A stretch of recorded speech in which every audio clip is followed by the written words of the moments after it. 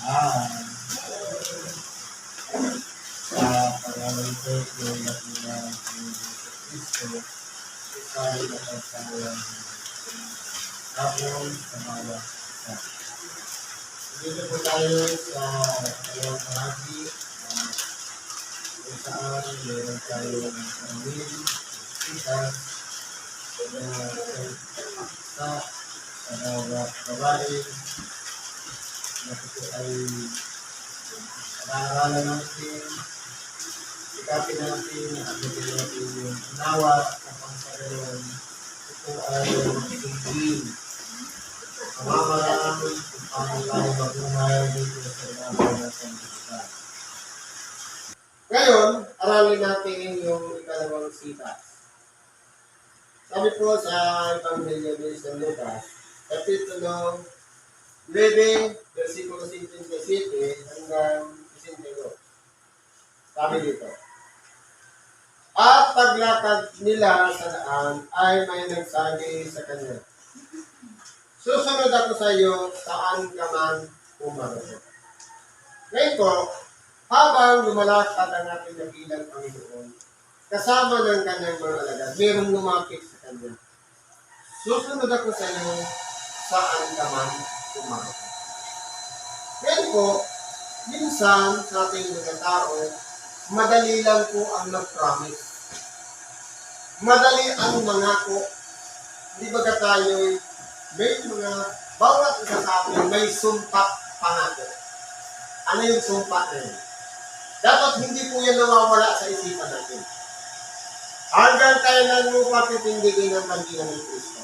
Ang sagot natin, hanggang sa ako'y nabubuhay. Ibig po talang sabihin, kinakailangan natin itindig ang bandila ni Kristo hanggang sa humihinga pa tayo. Ngayon, dahil sa tayo'y naturuan, kapag tinanong ikana niya, ito ang sagot. Siyempre, ulitin natin, hanggang sa ako'y nabubuhay. Ang tanong, inanawa ba natin yung sagot? Yung tanong ba, naunawaan natin? O nakikipaglaro lang tayo? Sapagkat mayroong mga tao, nagkasakit lang, hindi na naitindig yung bandiyan ni Kristo. Hindi baga, sa oras na may karamdaman, mas higit natin kailangan si Kristo. Isang tayo nagtiwala sa paracetamol. Hindi ka lang gamot, huwag ka na pumunta sa mundo yan. Isang karos na natin, yung sa paracetamol naman kay Kristo. Ang nangyari niyan, uminom ka ng gamot, hindi ka nagsimba. Ibuhay ka pa naman. Kaya sabi, hanggang kailan mo patitindigin ng bandila ni Kristo. Hanggang may buhay.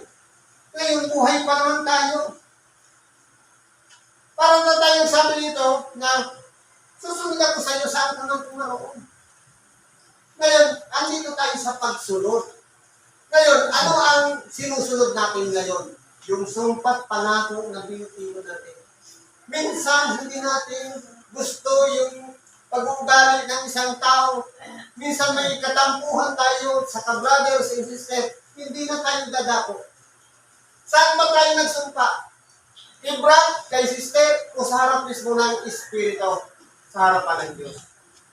Ngayon, kung ang tunay na tao na nagbitaw ng sumpat pangako na unawaan niya sa kanyang sarili, wala siyang pakialam kaya hindi siya pinapansin ni brother o sister. Ang mahalaga, present ako sa oras ng gampanin. Ganun po dapat ang kaisipan ng isang taong mananampalataya. Wala siyang pakialam. Kaso po, kung halimbawa, pumunta ka dito para lamang tingnan mo yung ginagawa ng iyong kapwa, mapaghatol ka na, mapagbus ka na. Sabi nga, pagutihin ninyo ang punong kahoy at magiging mabuti ang bunga nito. Pasamayin ninyo ang punong kahoy at magiging masama ang bunga niyo. Ang tanong, lahat ba ng kahoy, mabuti man kung masama, may pakialam sa kanyang kapwa kahoy? Hindi ba wala? At saan ka pumunta, ang bunga, ang santol, hindi ba siya magbunga? Walang pakialam ang mangga. Ang gagawin niya ng santol, hahanap siya magsipsip siya ng sustansya sa ilalim ng lupa para makapamunga sa sarili niya. Pero hindi po siya nagyayabang kung higit na higit ang kanyang bunga. Ganun po dapat ang kalagayan natin. Katulad tayo ng isang punong kahoy na pwedeng sumama o mabuti ang magiging bunga. Pero hindi pwedeng magpakialaman sa ginagawa ng isa. Sapat na yung makagawa ka ng kabutihan sa iyong kapwa dahil merong isang nakakakita ng lihim ng ating mga ginagawa. Siya po ang magre-reward sa atin sa oras na tayo po ay magkaroon ng pagpipigil sa ating mga sarili at hindi natin ipinagmamalaki ang maliit na bagay na nagawa nating kabutihan dito sa ibabaw ng sanglibutan. Hindi nga mo nga pwedeng sabihin, ako palagi present, ako palagi nasa templo. No, hindi natin yung pwedeng sabihin. Kundi sapat na yung attendance na yan, manatili na lang sa lihim, ng Diyos na lang yung nakakakita. Pero, huwag nang isasambit sa lihim. Kasi sabihin natin, hindi ka pumunta doon kahapon. Mali, hindi dapat gano'n. Para na tayong katulad dito, susunda ko sa'yo, saan ka man kumaroon.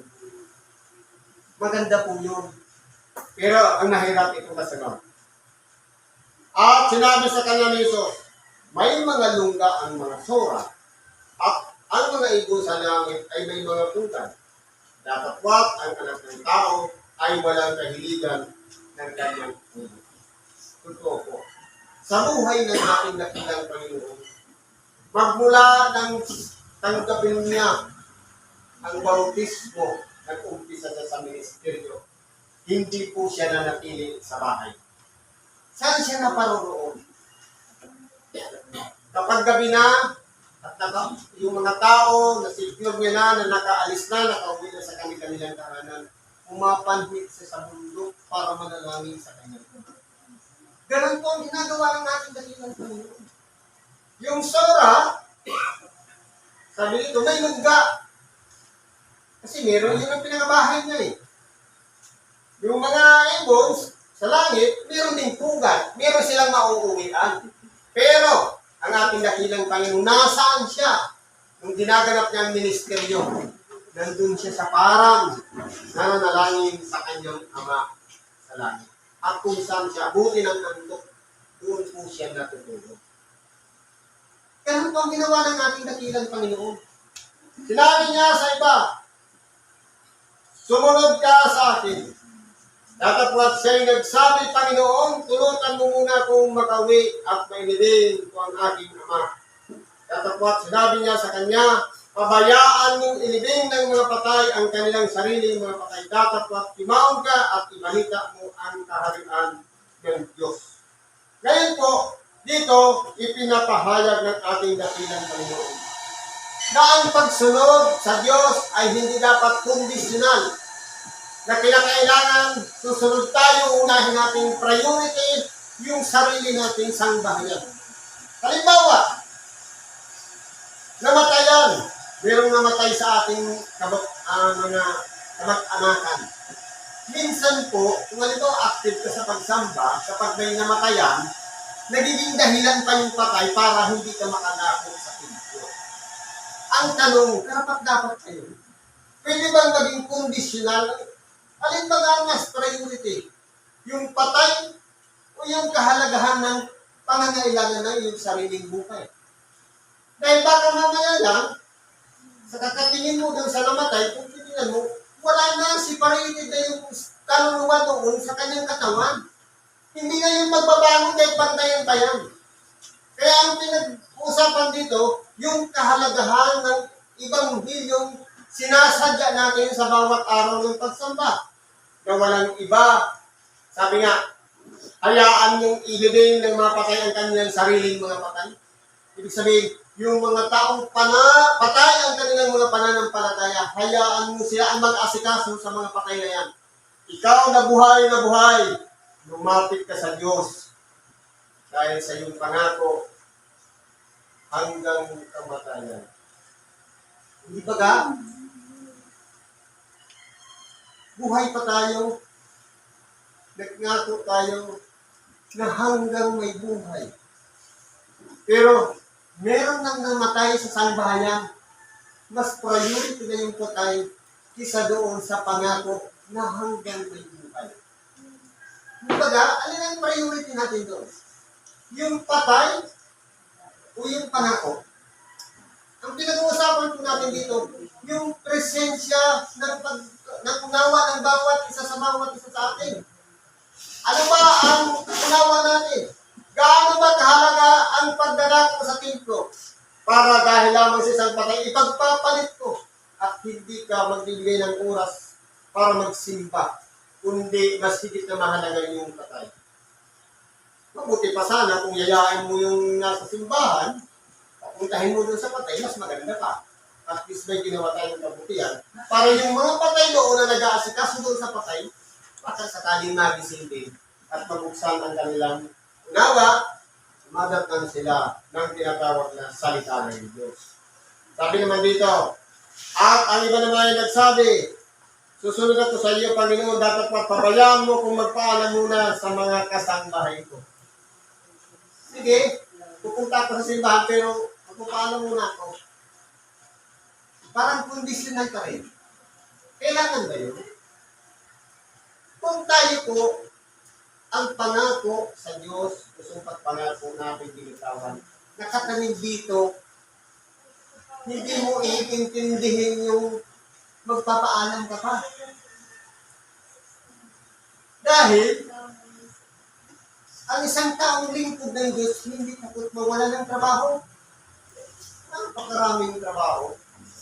Hindi din po natin, binibigyan ng tayo ng pagkakataon ng Diyos para kilalanin muna natin ang ating mga sarili. Dahil kahit yung pinagtrabahuhan mo, sa panalangin mo lang, bubuksan ang kaisipan niya para hindi ka tanggalin sa trabaho. Hindi ba nga? Kaya kung titingnan po natin dito, hindi po dahilan para hindi ka makadako dahil may employer ka na namumuna sa iyo para magpaalam ka pa. Dahil piling buksan ng Diyos ang kaisipan ng iyong employer para hindi ka tanggalin sa trabaho sa oras na ibinalangin natin siya. Sapagkat mas higit na ibigay sa atin ang kasagutan sa ating mga panalangin. Sabi, malaki ang nagagawa ng pananalangin ng isang taong matuwid. Kaya itutuwid muna natin ang ating sarili para hindi tayo nag-aalala sa pagbalik natin, ano pa rin yung amo natin katanggap sa atin. Ganun po yun. Dapat sinabi sa kanya ni Jesus, walang taong pagkahawak sa araw at tumilingon sa likod ay karapat-dapat sa kaharian ng Diyos. Ang sino mang tao na ginagamit ng Diyos para maging sakayan niya, para maging kasangkapan niya, para ang kanyang kalooban o ang kanyang kapangyarihan ihayag sa mga tao sa pamamagitan ng ating bibig, kung ikaw ay tagapangaral ng salita ng Diyos, sa pamamagitan ng kamay, kung ikaw ay tumutulong sa may karamdaman. Ibig sabihin yan, kung tayo po ay ginagamit ng Diyos, kabilang may mga ministeryo sa pagsunod sa kalooban ng Diyos, hindi po siya tumitingin sa ibang walang kaugnayan sa kanyang gawain. Sabi nga, ang isang kawal ay hindi nag-ialam sa unang walang kaugnayan sa paligid isang kawal. Ibig sabihin niyan, maging responsable tayo sa harapan ng Diyos. Kapag tayo po ay ginamit ng Diyos, itinalaga para maging tagapagpahayag ng salita ng Diyos, gawin natin yun ng buong sikap, walang kondisyon, walang kadahidahilan. Sumunod tayo sapagkat kung tayo lilingon ng lingon, hindi po may tutuwid ang pinagdadaanan ng ararong yan, kundi babalog-balog po yan. Sa makatuwid, kahit ang sarili man nating buhay, kapag hindi nakatuon sa presensya ng Diyos, pwedeng hindi po maitutuwid. Sayang yung mga taong nagtitingala sa atin, tumitingin sa ating mga buhay, upang tayo maging buwaran para sa kanila, pagkatapos tayo taliko ang ating naraan, ang mangyayari po yan, mas marami pa ang mapapahamak sa atin kaysa maligtas. Kaya po, sa isang taong lingkod ng Diyos, dapat may purpose. Palaging nakatingin sa harapan. Huwag titingnan yung nasa paligid. Kasi kapag lumingon ka sa kaliwa, hindi nagsisismisan ka. O sa kanan, nililiba ka. Kaya, ang isang nag-aaral, uminto ka lang. Wala kang pakialam doon sa mga nanglilibak at naninirang puri sa iyo. Dahil po, meron kang tinatarget. So, dapat, mula dito, sa tinanggalinin mo sa pag-aaral hanggang doon, matumbok mo yung dulo. Ganun po, dapat ang ginagawa ng lingkod ng Diyos. Kaya po, ang isang taong tinawag na ng Diyos para maging lingkod, may kani-kanila tayong mga ministeryo sa ating mga buhay. Meron tayong angkin na sarili nating kung ano yung ipinagtatiwala na ng Diyos. Nandito yan sa sarili nating mga para. Lamang, kung tayo'y magpasakop sa Diyos, nagpunsagra po yan. Na-i-energize. Minsan, ikaw pala ay meron palang angking kakayahan mangaral ng Ebanghelyo. Ngayon, ginagamit ka na ngayon para mangaral ng Ebanghelyo. Meron ka palang angkin para angkin na isang kalagayan ng tumulong sa may karamdaman para magpagaling ng kanilang mga sakit. Na dati hindi natin alam, pero ngayon alam na natin. Ngayon, dapat stick to the point kung ano yung target natin. Kung sa pagtulong sa may karamdaman, dapat marami ang magsigaling. Kung tungkol man sa pananaral ng Ebanghelyo, dapat marami ang maligtas. Yun dapat ang targetin natin. At hindi yung lingon-lingon, tinitingnan yung suggestion ng iba. Hindi focus tayo kung ano ang kalooban ng Diyos at sundin natin at pagpasakop tayo sa Kanya. Ganon po ang kahulugan ng salita ng Diyos. Para tayong pagharian ng Diyos, kinakailangan ang pagpapasakop, pagsunod, pagsuko, at higit sa lahat, ang magpakumbaga tayo sapagkat ang pagsunod sa Diyos, kung may kataasan, hindi ko masasabing pagsunod, kundi minsan may katigasan din sa ulo. Dahil kapag ang pride na apata na, minsan nawawala. Minsan tumatakas. Kaya po, pagharian nawa tayo ng Diyos at sigapin natin masunod ang kanyang kalooban. Siguro po nandito na lang, pakikibahagi natin sa oras na ito. Salamat sa Diyos. At ano naman natin mga karaingan, kaibigan, sigapin natin yan sa Diyos. Pagkatiwala natin sa Kanya. At antayin natin yung kanyang sagutan sa pangalan ng Kristo. Salamat at pagpalain tayo sa araw. Salamat sa